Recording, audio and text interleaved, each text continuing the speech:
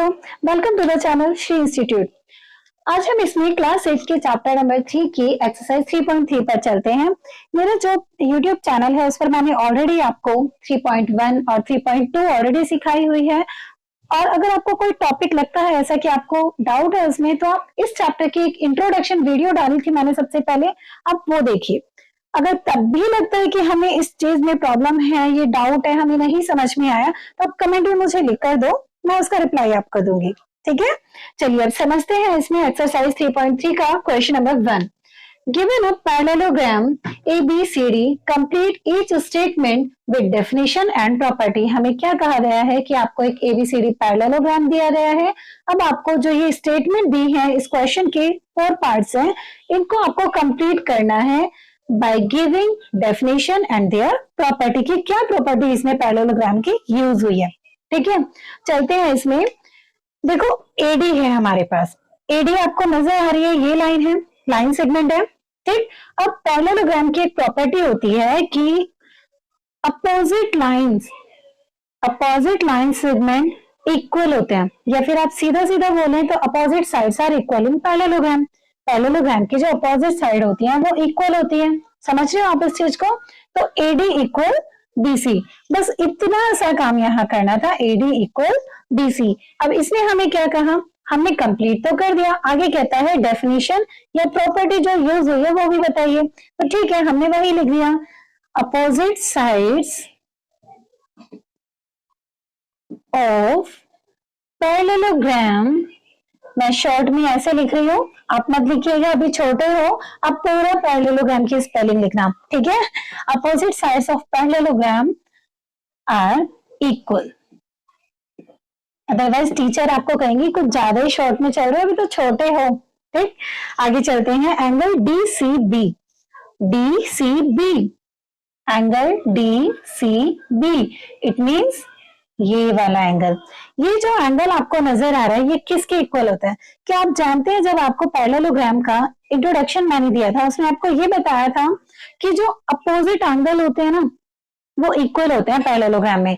Means ये वाला angle इस एंगल के इक्वल होगा। समझ आई? तो हम क्या लिखेंगे यहाँ पर, एंगल DCB, ये वाला एंगल इक्वल होगा DAB के, एंगल DAB के। तो रीजन क्या लिखेंगे हम यहाँ पर, opposite angles in parallelogram are equal. समझ में आई ये बात? आगे चलते हैं हम इसमें। OC, ये वाली जो लाइन है, नजर आए? डायगोनल जो है वो हाफ है। अब क्यों है हाफ? क्योंकि हम आपको ऑलरेडी, बार बार मैं आपको इंट्रोडक्शन वीडियो की याद दिला रही हूँ, क्योंकि मैंने उसमें हर चीज आपको बताई थी कि जो पैरेललोग्राम होता है ना, उसके ये जो डायगोनल होते हैं, डायगोनल जानते हैं ना, अपोजिट वर्टेक्स को मिलाने वाले जो लाइन सेगमेंट होता है। ठीक, जो डायगोनल होते हैं वो एक दूसरे को बाइसेक्ट करते हैं। बाइसेक्ट का मतलब क्या होता है कि एक दूसरे को आधा कर देते हैं, एकदम आधा। तो आधा करने का क्या मतलब है, ये जो OC साइड है, क्या ये OA के इक्वल होगी? क्लियर है ना? तो OC इक्वल OA। क्या लिखेंगे reason, diagonals of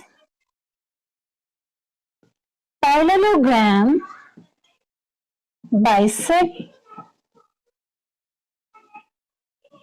each other. Clear? आगे चलते हैं। M4 होता है मेजरमेंट, कि वो एंगल कितनी डिग्री का है। ठीक, इस M को देख के डरना नहीं है, ये सिर्फ ये है मेजरमेंट ऑफ DA। ये यहाँ पर कुछ प्रॉब्लम है शायद, DAB है भाई, DAD डैड लिख दिया, डैड की ज्यादा याद आ रही है। ये लीजिए, एंगल DAB, ये वाला एंगल देखो, मैं इसको कलर कर रही हूँ, angle DAB plus measurement of angle CDA, ये वाला एंगल। क्या मिला हमें, ये एंगल प्लस ये एंगल किसके इक्वल होता है? आप जानते हैं कि जो आपका पैरेललोग्राम होता है उसमें जो एडजेसेंट एंगल होता है, एडजेसेंट जानते हो? एडजेसेंट का मतलब पड़ोसी, जस्ट पड़ोसी। ठीक, जैसे मेरा पड़ोसी कोई भी हो सकता है जो मेरी साइड में बैठा है। ठीक, अब यहाँ एक ही साइड में कौन बैठा है, बी, और इधर देखें तो डी। अब बी की तो हमसे बात नहीं की, डी की बात की है, तो angle A plus angle D 180 degree होता है। इन दोनों का सम पैरेललोग्राम की ये प्रॉपर्टी होती है। तो हम यहाँ क्या लिखेंगे, इक्वल्स टू 180। रीजन क्या होगा, सम ऑफ adjacent angles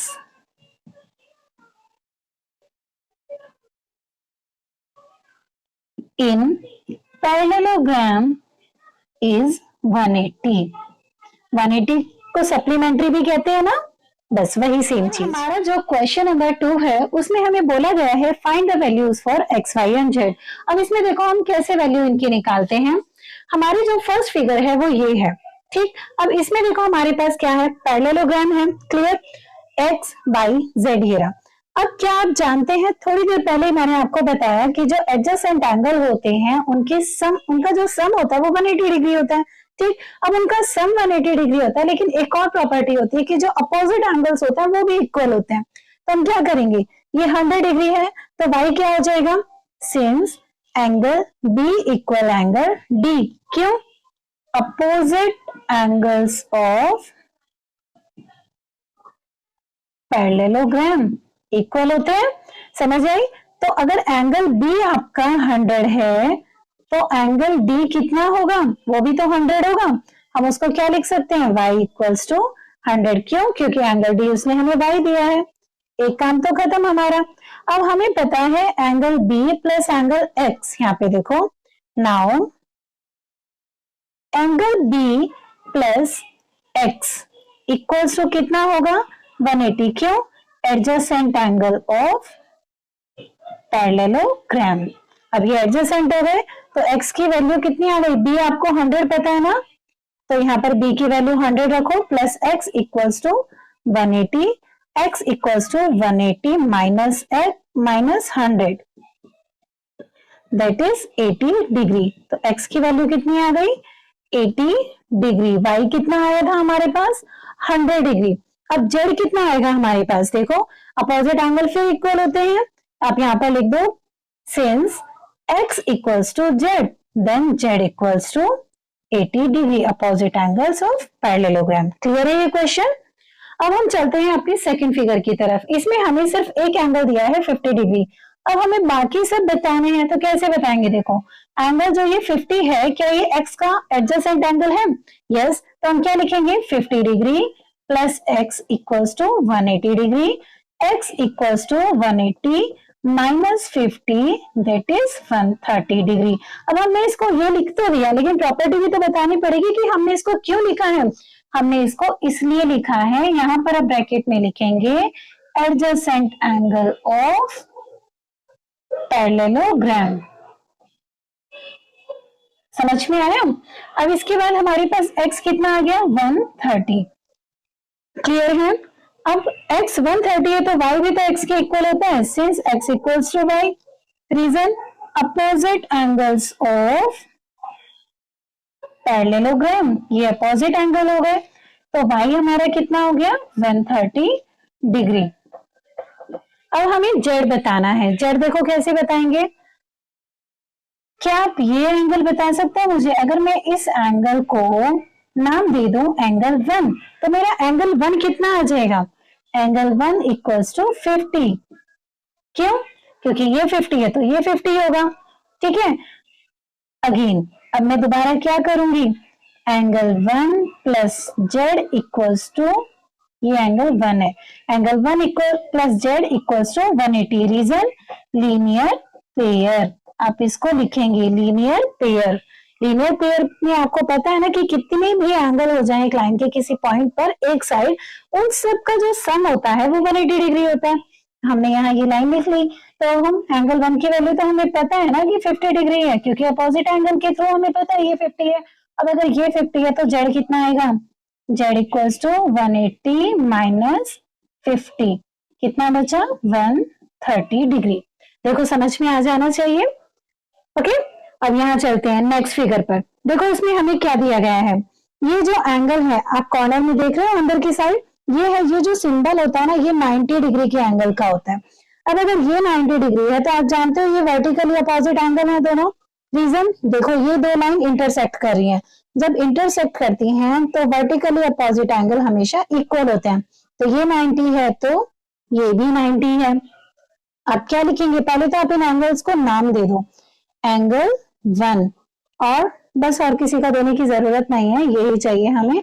अब क्या लिखेंगे, angle 1 equals to 90 degree, reason vertically opposite angle. Clear. अब हम ये वाला ट्राइंगल लेंगे, देखो ऊपर, इसको नाम दे दो ए बी सी डी और ये पॉइंट ओ। ओके, अब हम क्या लिखेंगे, एंगल ट्राइंगल, इन ट्राइंगल, सही से लिख लेते हैं इसको, in triangle A O B, A O B, A O B में क्या होता है, एंगल सम प्रॉपर्टी क्या कहती है ट्राइंगल की, तीनों एंगल्स का जो सम होता है वो 180 डिग्री होता है, ठीक है ना।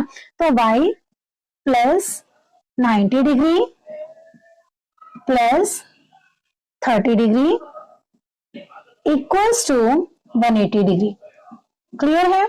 आगे क्या लिखेंगे हम इसको, y plus 120, 90 plus 30 120 equals to 180 degree.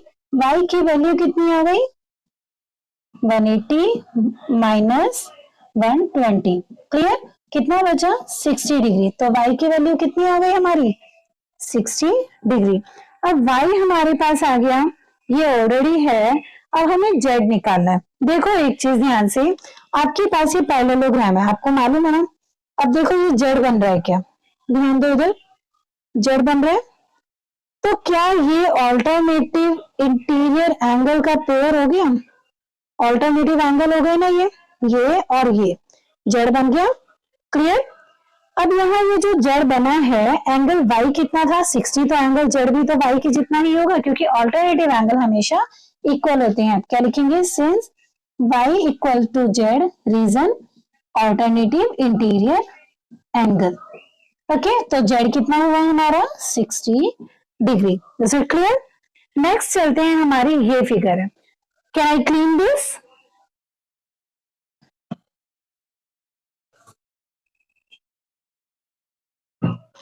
ये वाली फिगर देखते हैं अपनी, ये 80 डिग्री का एंगल है, तो क्या y भी इसी के इक्वल होगा, तो ये भी कितना हो गया 80 डिग्री। बिल्कुल इसी तरह आप इसको पूरा लिखेंगे। आप पहले इसको नाम दो पॉइंट्स को, क्योंकि बिना उसके ना थोड़ी प्रॉब्लम हो जाती है कि हम किसकी बात कर रहे हैं पता ही नहीं चलता। तो हम क्या लिखेंगे, एंगल ए इक्वल है एंगल सी के, क्यों, opposite angles are equal in parallelogram. Okay, तो ये 80 तो ये 80। अब एडजेसेंट एंगल का सम जो होता है वो 180 होता है। अब y plus x equals to 180 होगा, y 80 हो गया तो x कितना होगा 100, ये 100 हो गया। अब ये 100 हो गया तो ये एंगल कितना होगा, ये भी तो 100 होगा। अब ये 100 हो गया अगर, तो ये लीनियर पेयर की प्रॉपर्टी से ये पूरा सम 180 होगा, उसमें से इतना हिस्सा 100 हो गया, तो ये कितना बचा 80 डिग्री। क्लियर है। अब आगे चलते हैं अपने इस फिगर में। देखो इसमें क्या है, ये देखने में बहुत हॉरिबल लग रही है फिगर, लेकिन बहुत ही इजी है।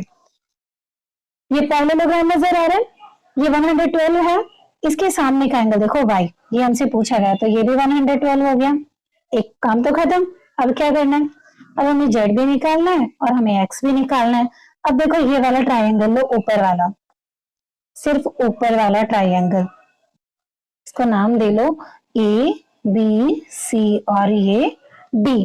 ठीक, ट्राइंगल ए सी डी में एंगल सम प्रॉपर्टी से आप कह सकते हो 40 plus 112 plus x equals to 180 degree. तो ये दोनों को ऐड करोगे कितना हो जाएगा 251 plus x equals to 180 degree. Add करके देख लेना, मैंने कुछ गड़बड़ तो नहीं करती है इसमें। ठीक है, 180 डिग्री माइनस 152 डिग्री, 10 में से 2 गया 8, 7 में से 5 गया 2, 28 डिग्री। तो x कितना है आपके पास 28 डिग्री। अब ये इसको हम यहाँ लिख देते हैं 28 डिग्री। अब ये 28 डिग्री है, तो देखो क्या ये z बन रहा है आपके पास, ऐसे बन रहा है ना। तो ऑल्टरनेटिव एंगल की प्रॉपर्टी से x इक्वल z होगा, तो ये 28 है तो ये भी 28 होगा। क्लियर।